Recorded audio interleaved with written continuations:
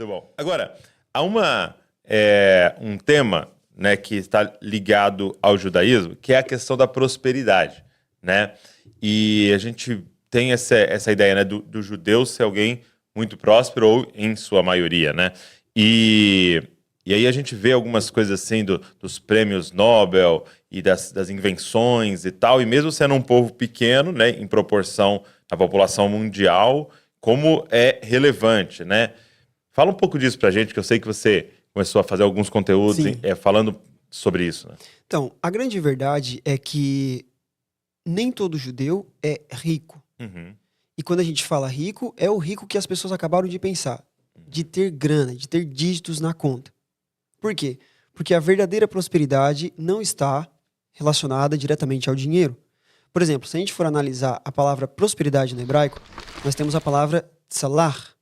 E tsalar significa, um dos principais significados de tsalar é avançar, por exemplo. Tem judeus, É mesmo? tem rabinos, por exemplo, que eles são sustentados pelo governo de Israel para estudar a Torá. Ou seja, eles têm o sustento para, então, estudar a Torá. Quando perguntaram para os sábios, né, quem é verdadeiramente rico? E eles responderam, rico é aquele que é grato com o que possui. Então, o judaísmo tem esse conceito de prosperidade, tem esse conceito de viver contente com aquilo que possui e por isso que ele é próspero.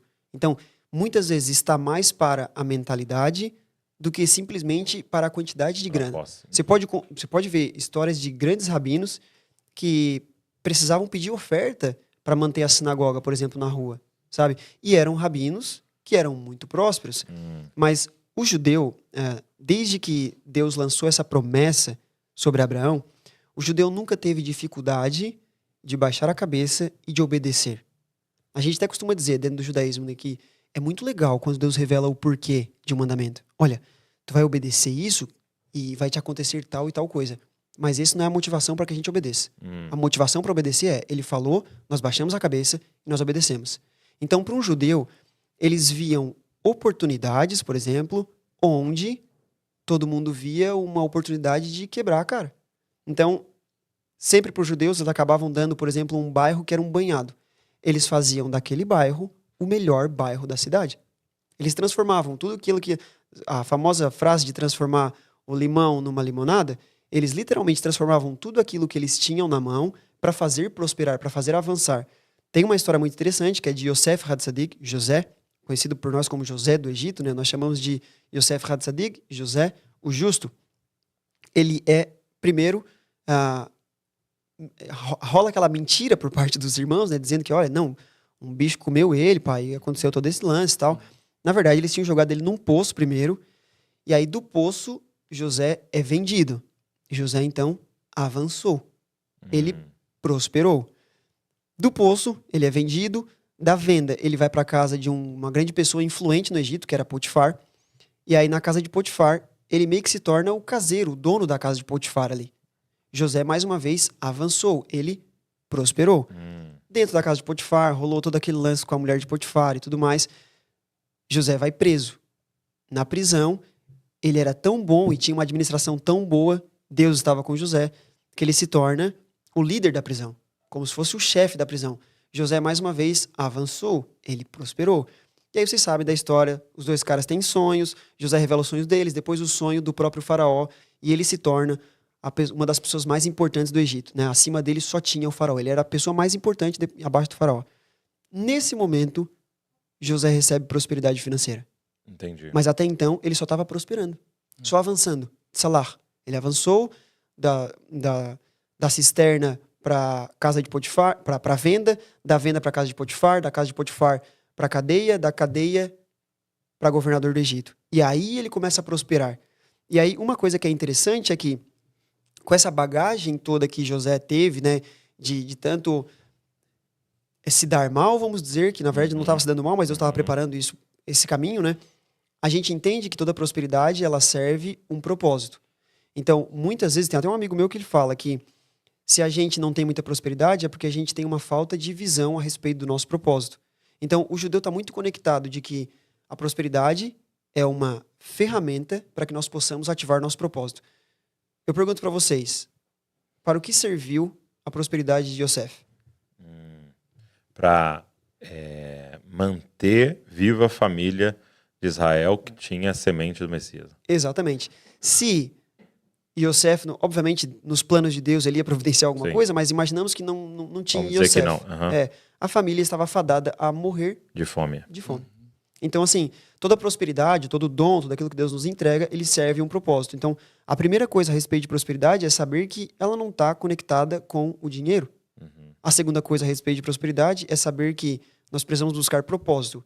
O propósito vai mover prosperidade. Eu vi alguém dizendo isso, que o que é ser próspero é ter o suficiente para cumprir o propósito de Deus na sua vida, né? E para alguns vai ser 5 mil reais por mês, para outro vai ter que ser 1 milhão de reais por mês, porque aquilo que ele tem que construir é gigantesco nesse sentido e tal.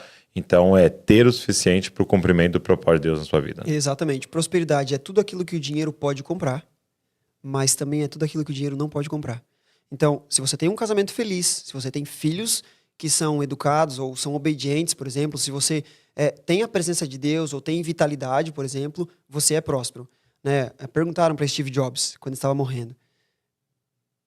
E aí ele disse que a cama mais cara do mundo é a cama de um enfermo. Por quê?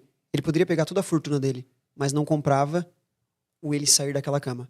Então, qual é a pessoa que prospera? A pessoa que vai ter um monte de dinheiro no banco ou é a pessoa que recebe uma cura de um câncer, de alguma doença em fase terminal e pode se levantar da cama? Essa pessoa avançou, ela prosperou. Então, está muito conectado a isso, né? Hoje, existe muita narrativa, né? Eu sei que existem muitos livros que falam sobre a prosperidade judaica e eu entendo também que as pessoas acabam tendo uma sede por dinheiro, grana, e aí então acabam caindo nesse conto, né? Mas a verdade é que existem judeus, pessoas simples, que, por exemplo, os racídicos, que eles não têm o iPhone que às vezes a gente tem, por exemplo.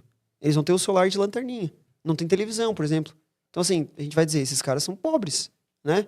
Na visão que a gente tem de que prosperidade é dinheiro, né? Mas, na verdade, a prosperidade está realmente em reconhecer o Senhor, em ter a presença dele caminhando conosco e todo o acesso à sabedoria que nós temos vindo da pessoa do Mashiach e Yeshua. Então, tá bem ligado à obediência, né? Exatamente. Até uma dúvida. É muito legal isso, inclusive, se eu não me engano, foi um vídeo sobre isso que eu comecei a seguir você quando você fez. E eu fiquei até com isso na cabeça. Isso é um fundamento do judeu? Todo judeu meio que tem essa visão a respeito de prosperidade, de entender que não é só uma questão financeira, mas é o avançar, é tudo. Isso é algo que todo judeu carrega em si, esse ensinamento? Os mais conservadores, sim. Só porque, como eu falei, existem muitas linhas do judaísmo e tem algumas linhas que vão até se aproveitar dessa narrativa para vender curso, para escrever livro e tudo mais, né? Obviamente. Mas se você for perguntar para os mais conservadores, os rabinos, os senhorzinhos que estão lá sendo sustentados pelo governo, essa vai ser, de fato, o ímpeto que eles têm, né? E isso me faz lembrar das palavras do Rav Shaul, do apóstolo Paulo, que ele fala que se você tem o que comer e o que vestir, seja grato. Você já é próspero, tem o que comer e o que vestir. Nós hoje temos muito mais que isso, né? Então me faz pensar que talvez essa linha de acreditar que prosperidade é avanço, essa seria mais a linha que eu estou propenso a praticar ela, entende? Se Deus quiser me dar dinheiro para que eu possa cumprir um propósito de vida, ok. E muitas vezes, por falha nossa, né, por falta de visão, como a palavra de Deus fala, o meu povo perece por falta de conhecimento, né, muitas vezes por não ter visão, por falta de conhecer o nosso propósito, de buscar o nosso propósito, a gente às vezes não prospera. Por quê? Se a tua visão a respeito de propósito é pequena, a prosperidade que você precisa é proporcional à visão que você tem.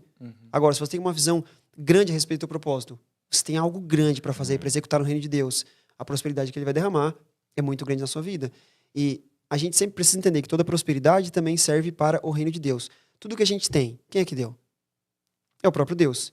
O nosso trabalho é apenas devolver para ele, fazendo o reino dele expandir aqui na terra.